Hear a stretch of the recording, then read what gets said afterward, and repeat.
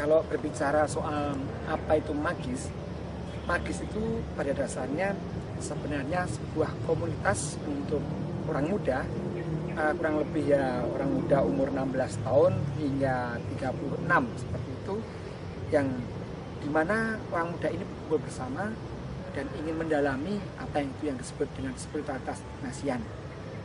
Jadi spiritualitas itu sendiri adalah sebuah cara berelasi. Kalau disebut spiritualitas Ignatian berarti cara berelasi menurut Ignatius.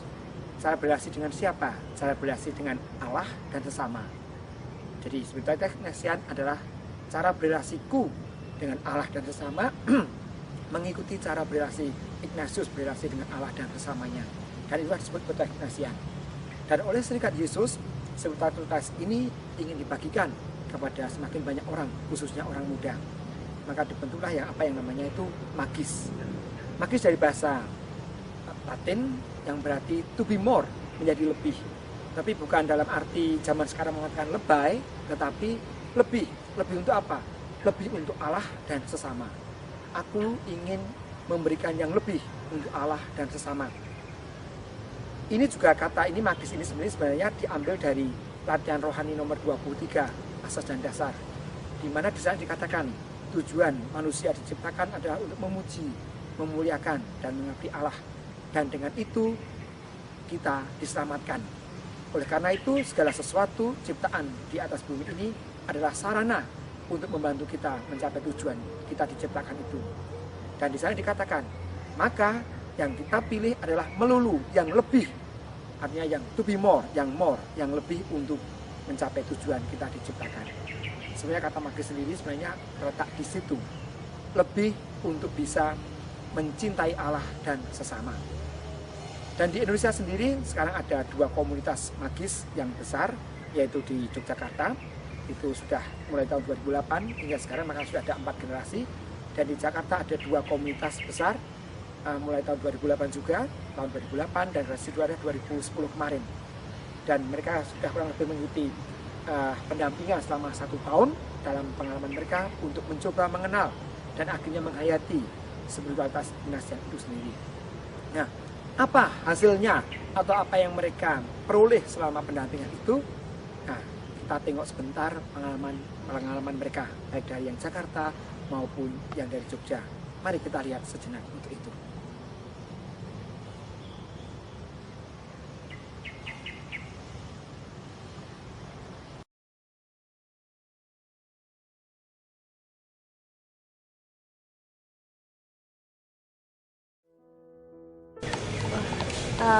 Saya mengenal magis pertama kali itu dari internet. Tertarik karena slogannya sih, more for your life and more for our world.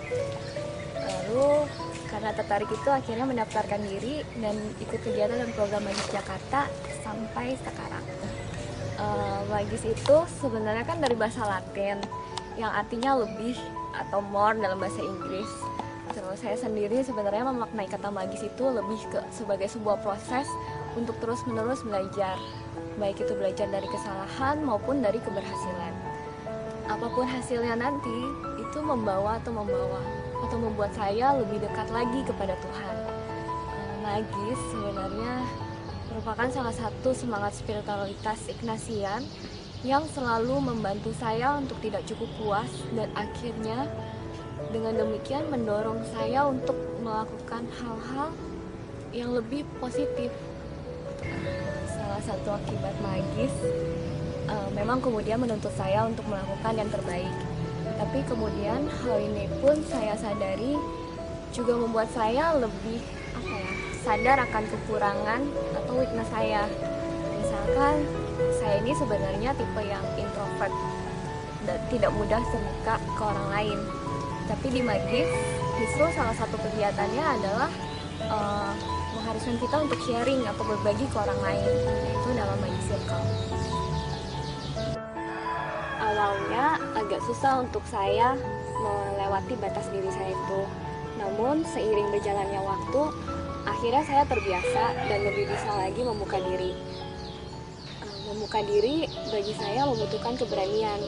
Tapi ketika rasa takut itu mengecil, saya justru merasa bahwa membuka diri pada orang lain membantu saya juga untuk menerima diri saya padanya. Dengan menceritakan pergulatan saya dengan sendirinya memberikan makna pada pengalaman hidup saya. Dan akhirnya sekarang saya jadi lebih bisa mengungkapkan perasaan dan pikiran saya secara terbuka dan asal. Ini tentu saja bermanfaat bagi saya, terutama dalam menjalin komunikasi dengan orang-orang lain di sekitar saya.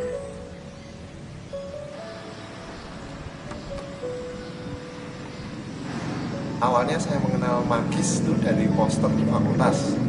Ya, saya lihat ada poster gitu, menarik juga. Saya sebelumnya keinginan awal itu ketika di Parok itu saya ingin sekali mendampingi kaum muda dan saya punya dasar pengelolaan hidup. Terus di poster itu ditulis ada tawaran bahwa Magis pengelolaan spiritualitas Ignatian. Ya sudah, saya merasa tertarik dengan kata-kata itu dan saya ikut saja karena sejauh yang saya tahu spiritualitas Ignatian itu banyak melahirkan orang-orang yang hebat. Ya jadi tidak ada salahnya saya masuk ke sana. Kalau Magis itu apa? Magis itu komunitas orang muda yang mengolah dan memaknai hidup sebagai sebuah proses yang terus berjalan. Jadinya ada senang, ada susah, ditolak, berhasil, ataupun apapun itu semua diterima sebagai sebuah realitas hidup. Dan kemudian dilihat kira-kira Tuhan hadir di mana dan Tuhan itu mengajak untuk apa, untuk belajar apa. Jadi kalau saya pas down atau itu ya enggak, pas down itu enggak down sekali, atau mungkin kalau pas senang gitu ya senangnya tidak berlebihan. Jadi ya ya wajar lah, wajar seperti apa adanya, menerima seperti apa adanya. Ya itu gambaran saya tentang komunitas Magis.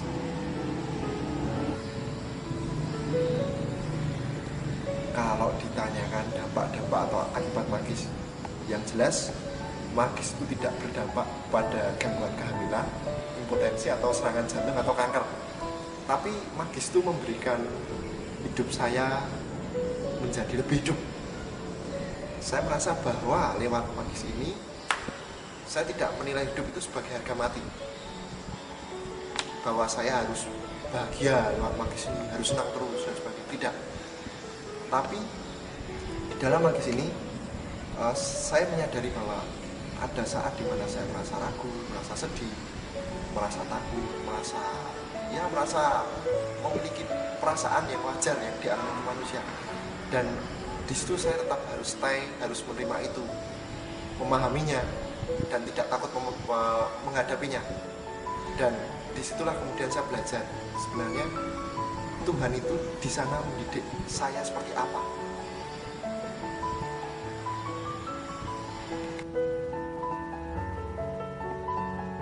Dampak-dampak lain bagi saya cukup signifikan atau positif juga bagi saya adalah lewat Magis ini saya belajar untuk mengolah secara hidup, di mana secara hidup itu menjadi bekal saya untuk melangkah kehidupan selanjutnya, karena di situ saya menerima diri saya apa adanya, sehingga ya lebih saya tidak membuat diri saya seperti ini seperti itu, tapi ya apa adanya, sehingga saya pilihan menjalani hidup. Terus yang kedua itu pengolahan tubuh. Pengolahan tubuh itu saya belajar untuk mendengarkan tubuh saya seperti apa adanya, dan ya belajar untuk tahu misalnya kalau sakit itu ternyata tubuh saya itu sedang memprotes diri saya. Nah itu. Dan yang ketiga itu mengolah seksualitas. Mengolah seksualitas itu belajar untuk melihat seksualitas itu bukan suatu yang tabu, tapi membuka seksualitas sebagai hal yang realita dalam hidup, dan bagaimana mengolah itu sehingga nanti akan berkaitan dengan relasi saya, hubungan saya dengan orang lain, dengan pacar, dengan orang tua, dengan teman yang lain. Dan yang terakhir, yang paling wow itu adalah punya banyak teman, dan itu hal yang paling membahagiakan bagi saya, karena lewat teman-teman itu saya merasa banyak bersupport dalam kehidupan saya, baik dalam senang, dalam susah, dan sebagainya. Saya banyak teman yang berjalan bersama saya dalam hidup ini, tidak hanya dalam jangka waktu, tetapi ya selama mungkin sampai kehidupan saya begitu. Dan saya mengundang teman-teman yang belum masuk masuklah magis, karena di sana Anda akan merasakan hidup lebih hidup dan punya banyak teman. Jadi jangan ragu, jangan takut untuk masuk ke magis. Keep magis.